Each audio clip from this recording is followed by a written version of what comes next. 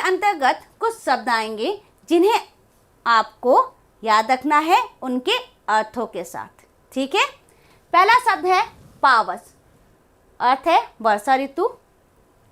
मेलजोल, दोस्ती, मिलना जुलना। कवित, सवैये, छंद सहित कविता। खुशामद, चापलूसी, नुमाइश, प्रदर्शनी। खिसियाया, लज्जित होना। आर्द्रता, नमी। बेबसी, लाचारी या विवशता। ये कुछ शब्द आपके पाठ में आएंगे। अब बच्चों हम पढ़ते हैं अपने पाठ को। पेज नंबर 97 आप खोलिए और उसमें हम पाठ का वाचन करते हैं। हमने अभी तक पढ़ा था जिनमें दूर दूर से कवित सवैये पढ़ने वाले मथुरा आया करते थे, यहाँ पे हमने समाप्त किया था। अब उसके आगे हम पढ़ते हैं, और हार जीत की बाजी लगा करती थी। इनमें से एक रामलला जी हमारे पड़ोसी थे। इन्हें अकेले पावस पर, मतलब इन्होंने अकेले पावस पर ही कई सैकड़ों छंद याद थे। किन्हें? रामलला जी के। जब उन्होंने देखा कि हमारे यहाँ पावस वर्षा ऋतु के समय पर कुछ लोग कवि जो कविताएं सुनाने आते थे, उनमें से एक पड़ोसी थे इनके रामलला जी। इन्हें अकेले पावस पर ही सैकड़ों छंद याद थे। यूं वह उम्र से मुझसे थोड़े बड़े थे। लेखक कहते हैं यूं वह उम्र में मुझसे कोई थोड़े ही बड़े थे। ध्यान दीजिएगा शब्दों पर, उन्होंने क्या कहा? कोई थोड़े से बड़े थे। लेकिन कवि होने के कारण समाज में उनकी गिनती समझदारों में ही हो चली थी। मैंने रामलला जी से मेल जोल बढ़ाना प्रारंभ किया।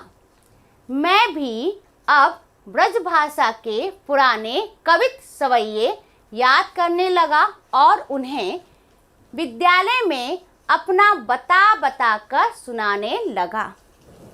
अब यहाँ पे कवि ने, लेखक ने क्या किया? कवि बनने के लिए उन्होंने अपने से थोड़े से बड़े उम्र के जो उनके पड़ोसी थे रामलला जी से, उनसे उन्होंने मेलजोल बढ़ाया और उनकी सहायता से वो कवित सवैये याद करने लगे। पर शीघ्र ही मैंने देखा कि मतीराम, भूषण, पद्माकर, ग्वाल, रसखान और नवनीत के छंदों को अधिकांश सुनने वाले पहचान जाते थे। क्यों? ऐसा क्यों होता था? क्योंकि उन्होंने जो कवित सवैये याद किए थे वही बार बार वो सुनाते थे। उनकी अपनी तो थी नहीं। अब आगे क्या होता है? पहचानने के बाद उनमें सुनाने वाले के प्रति उतना आदर नहीं रह पाता जितना कि मैं चाहता था। तब मैंने अपनी राह बदली और रामलला जी से खुशामद करके अपने नाम से कविताएं बनवाने लगा और विद्यालय के उत्सवों में छाती तान कर उन्हें गर्व से सुनाने लगा। अब यहाँ पे लेखक ने क्या किया? उन्होंने रामलला जी से अपने नाम पर कविताएं बनवाई और उन्हीं के लेख को अपना बनाकर उन्होंने सभी समारोह में विद्यालय में जाकर सुनाने लगे। अब आगे क्या हुआ? तब मैं सुनाने लगा। थोड़े ही दिनों में श्रोताओं पर रौब जम गया कि मैं भी अक्षर जोड़ लेता हूँ। तभी मूड मुड़ाते ही ओले पड़े। अब आगे क्या हो गया उनके साथ जो उनको इन मुहावरे का प्रयोग करना पड़ा? हमारे नगर में प्रतिवर्ष नुमाइश लगा करती थी और उसमें हर बार एक कवि सम्मेलन हुआ करता था। इस कवि सम्मेलन में 1 घंटा पूर्व समस्या दी जाती थी और सर्वोत्तम 3 समस्या पूर्तियों पर कलेक्टर साहब इनाम दिया करते थे। इसके लिए शिक्षा संस्थाएं भी अपने यहाँ से चुने हुए छात्र कवि भेजा करती थी।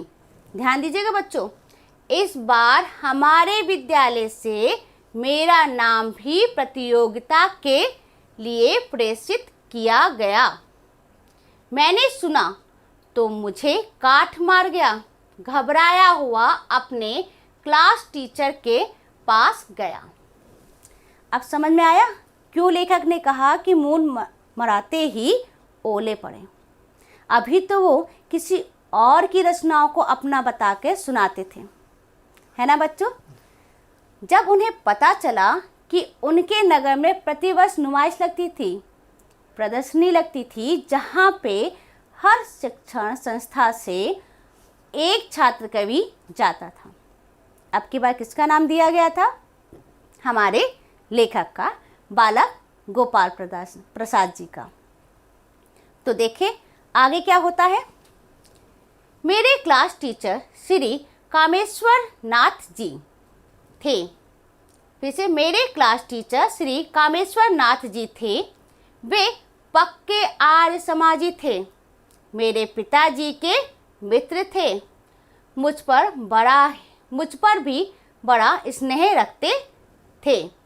मुझ जैसे शरारती को चुपचाप खिसियाया हुआ सा देखकर वह बोले, भूसर जी क्या बात है? मैं धरती की ओर देखता रहा। उन्होंने समझा कि किसी से पिटकर या किसी को पीट कर आया है। जरा रुखाई से पूछा, बताओ ना क्या बात है? मेरे मुंह से फिर भी कोई बोल नहीं निकला, लेकिन मेरी आंखों की आर्द्रता, नमी और मुंह की बेबसी ने लाचारी उनकी रुखाई को ठंडा कर दिया। रूखा मतलब सख्त हो जाना। उन्होंने अनुभव किया कि कोई गंभीर बात है। मेरी पीठ पर हाथ रखकर पुचकारते हुए बोले, बोलो बेटे क्या बात है? मैंने लगभग हकलाते हुए कहा, आपने नुमाइश में मेरा नाम भिजवाया है। उन्हें हंसी आ गई। कहने लगे, हाँ तो क्या हुआ? शाम को ठीक समय पर पंडाल में पहुंच जाना, मैं भी वहीं मिलूँगा। सब आते आते मेरे गले में अटक गए। अब यहाँ पे तो हमारे लेखक के लिए बहुत बड़ी चुनौती हो गई। कैसे?